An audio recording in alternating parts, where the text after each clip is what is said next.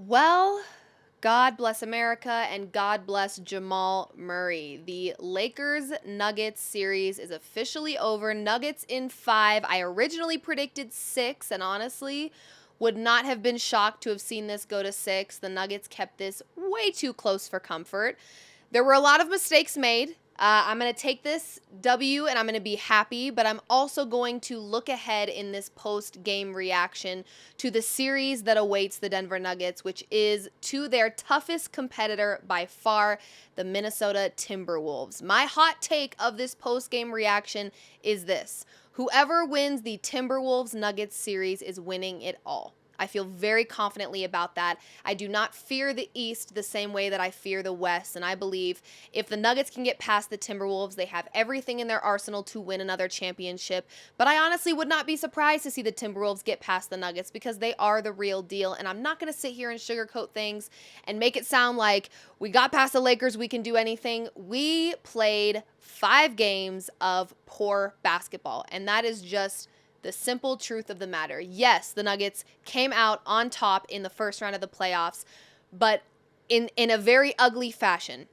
If you have been watching the Denver Nuggets consistently, not only this season, but last season when they won it all, comparatively speaking, they have been playing bad basketball against the Lakers. Like I said, they still won in 5. Thank you so much. But not super thrilled with the basketball that we are playing. And I know that I stressed in the last post game that I was worried about the habits that this Nuggets team was building, the poor habits, that is. And I'm hoping that getting past the Lakers, who, despite winning in 5 and winning in 4 last season, are a very strong competitor for this Nuggets team. I know that sounds crazy, considering we were this close to a back-to-back sweep against this team. But they were competitive games. They went back and forth every single game. They gave us a run for our money every first half, minus this first half in Game 5, which I felt like was their best first half, but still had a lead on us. So there's a lot of work to be done for this Denver Nuggets team as they approach their next round against the Timberwolves. But let's start by talking about this game in particular. I have a little bit of trash to talk here. As you know, I have been a Lakers troll through and through, and I got pretty quiet post Game 4 for obvious reasons. We didn't win, and that's the difference between me and most Lakers fans. I know when to shut my mouth. Lakers fans don't. They go 1-11 against the Nuggets, and all of a sudden it is Lakers in 7. And boy, did they flip a 180 and very quickly change that Lakers in 7 to good luck versus the Timberwolves. Don't switch up.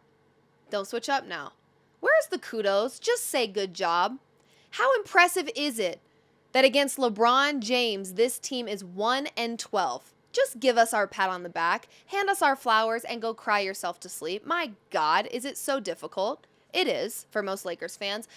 But besides trolling Lakers fans, the other thing that I want to mention is the ultimate finesse that is Jamal Murray. The way Jamal Murray single-handedly finessed Lakers fans and this Los Angeles Lakers basketball team is chef's kiss.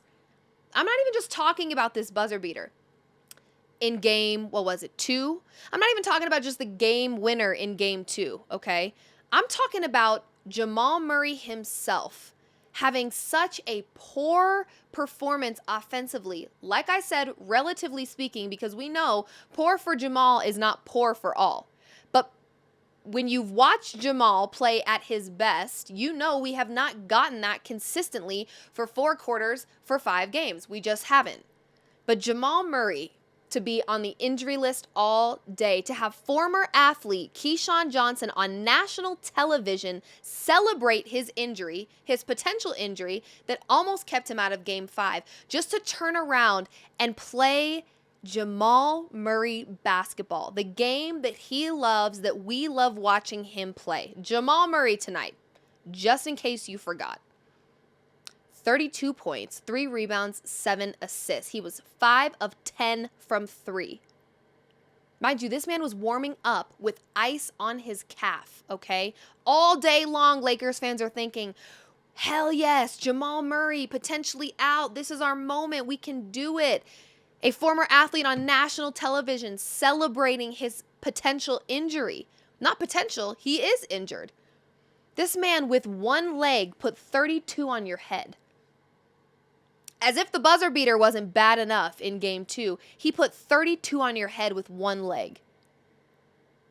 Honestly, shout out Keyshawn. Shout out. Because your gross, disgusting behavior on national television only made you look like Boo Boo the Fool. I will send you a red nose and some big clown shoes in the mail because you look like a clown. I mean, my goodness. Jamal Murray proving yet again that he is one of the clutchest players, postseason players in the NBA. He's a phenomenal player, period. But in the postseason, his ability to control a game and to come in clutch when a team needs him the most is phenomenal. He's legendary, really. Just in case you forgot, 0 All-Star appearances, 0 All-NBA teams, no regular season accolades ever. Yet only MJ, Wilt, and AI have more 50-point playoff games. That's it. MJ, Wilt, and AI have more 50-point playoff games than Jamal Murray.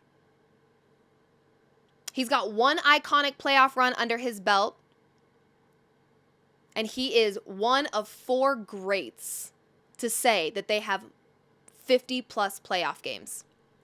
Jamal Murray is him. And the way that he finessed Lakers fans is, it's better than any tweet I could put out into the universe to troll these Lakers fans. Jamal Murray single-handedly is your father. The results are in. Jamal Murray is your father, Lakers. Forget the Nuggets. It's Jamal Murray. Jamal Murray is father, and the Nuggets are stepdaddies.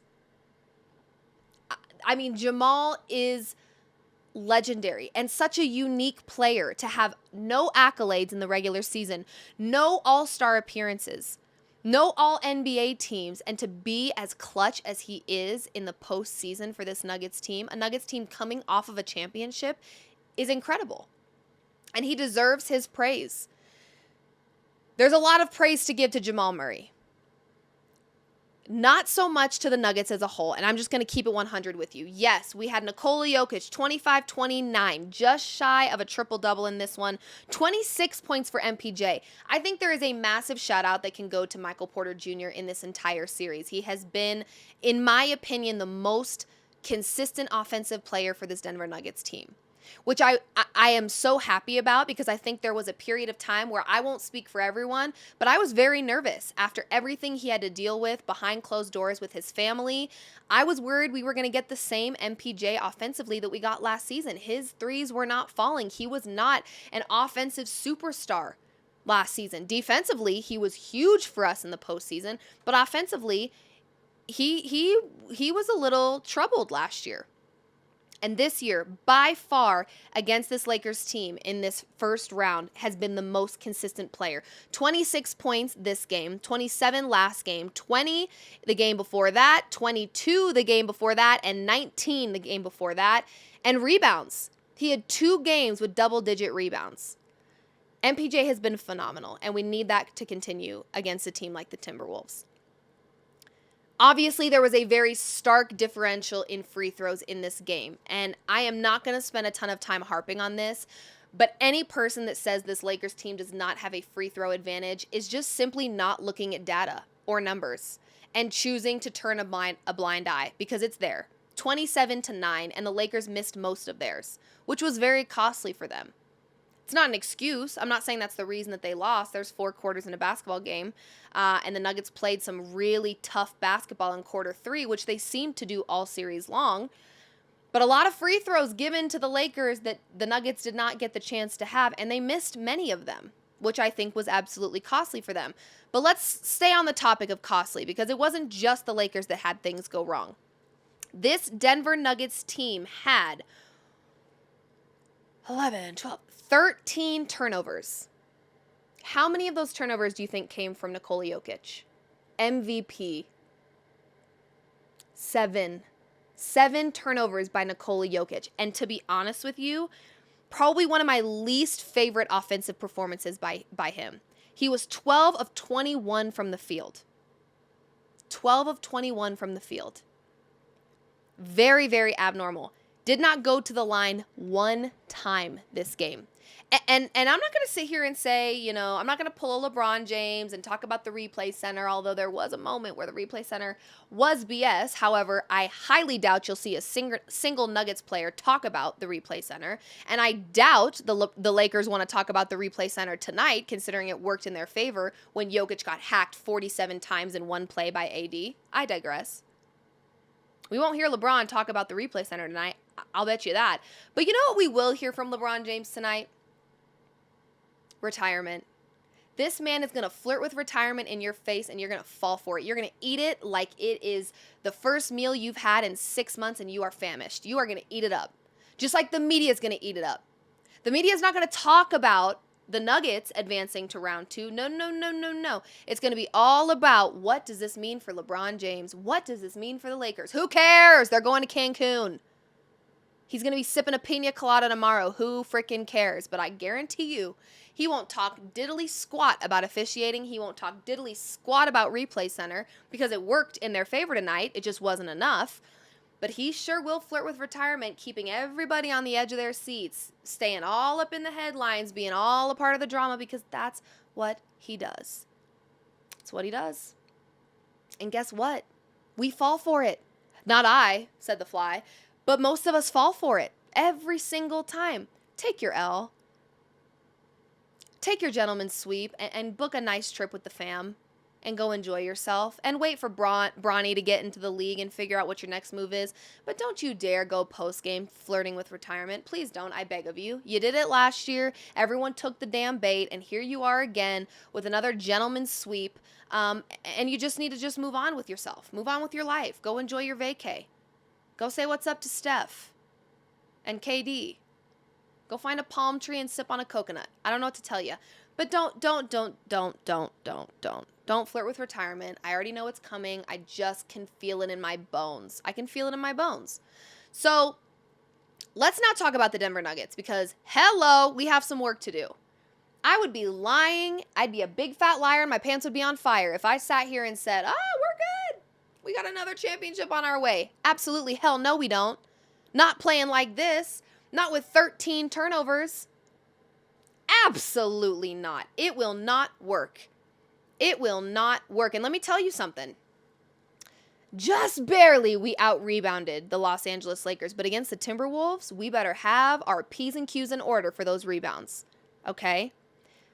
We better have our P's and Q's in order. We cannot allow a team like the Timberwolves to have a 12-point lead, a 19-point lead, a 20-point lead. Frankly, a 10-point lead doesn't feel comfortable when you have Anthony Edwards, reincarnated young MJ, on the floor on the other side of the ball. Don't do it. Don't do it, Nuggets. The turnovers are costly. We have got to find a defensive answer for the shot makers that are on the Timberwolves, because we did not play defense all series long against the Lakers. We didn't. That's a lie. When we came back from our 20-point deficit, our second half defense looked nice. But where'd you go? Because we absolutely lost it from that moment moving forward. Defense is a problem. Offensively, Jokic, I will praise you all day long because you are him. But the offensive performance tonight had me shaking in my boots. That game was too effing close for comfort on many different fronts, okay? Not a fan. Now, also, hello, KCP injury. Don't love that for us, because we know KCP not only offensively has moments where he gets hot from the three and can be a massive game changer offensively for the Nuggets, but defensively, we need him. Absolutely we do. What I predict is that this Timberwolves-Nuggets series will go the distance. I think it will be highly competitive. What we saw from the Nuggets against the Lakers, to me, was poor basketball by the Nuggets. And I think they know that. What I also think they know is that they are a smart basketball team. You have to be to win a championship. They are a smart basketball team. They will figure out what they need to figure out. We already saw Jamal Murray slowly but surely finding his rhythm, finding his groove, okay? MPJ, stay as you are. AG, focus on your game. But shout out AG for the 3 ball. Holy heck, thought we'd never see it. We saw it. Okay, Reggie Jackson found a little bit of offensive rhythm until he didn't. With Reggie Jackson, it's pretty simple. Take the shot. If it lands, take another. If that one doesn't land, knock it off. Okay? It works for Jamal. Jamal can take the shots all night long. They will start falling. He will have a game winner. He will put 32 on LeBron's balding head. He'll do it. But Reggie, that's not your game. It's not your game. Take one. If it falls, woohoo, which tonight it did. Then you took another one. Woohoo, it worked again. But let's not make a habit out of that, because when they start not falling, you also have to start trying for it, or stop trying for it, okay? Reggie did have 2 clutch threes. Happy about that. We also saw P. Watt come off the bench with a clutch 3. Where's P. Watt? Can we get my boy some more minutes? I'm hoping that Coach Malone's game plan right now is keep Watson with fresh legs, because defensively he is the answer for the Timberwolves, because he's got the size, he's got the aggression, and he's Peyton Swatson, for God's sake. I'm hoping there's a reason for this. We have not seen many minutes from P. Watt. I'm not loving that. I want to see a little bit more of Peyton Watson, okay? Justin Holiday did just about nada, which, okay. Only 5 minutes a pop for CB and Peyton Watson. They could come in very, very handy defensively against a team like the Timberwolves, especially Peyton Watson. I think the Timberwolves match up very well size-wise against the Nuggets. And Anthony Edwards right now is playing out of his effing mind. You can't even deny it. I don't have anything negative to say about this Timberwolves team besides the fact that, well, I don't like Rudy Gobert very much. But if you know, you know. The Mike Toucher, I'm not a fan of him. I think that our edge in this series will hopefully be a Karl Anthony Towns that is in foul trouble, and a Jamal Murray that can go head-to-head with Anthony Edwards. Because Jokic will figure it out. MPJ, I'm hoping, will stay consistent. AG, I think, is going to be one of those guys where he becomes a huge X factor for this Nuggets team in the next series. Because we saw what it looks like when AG can turn things on and turn things up. I mean, he is virtually unstoppable. So play your game, AG. And then P. Watt off the bench in a defensive way feels sneaky and feels nice. But we have got to play less messy basketball. The turnovers are costing us. Off of turnovers, the Lakers were able to score 17 points. Hello? 17 points too many. Because I was about to crap my pants over the last 10 seconds of that game. Come on now.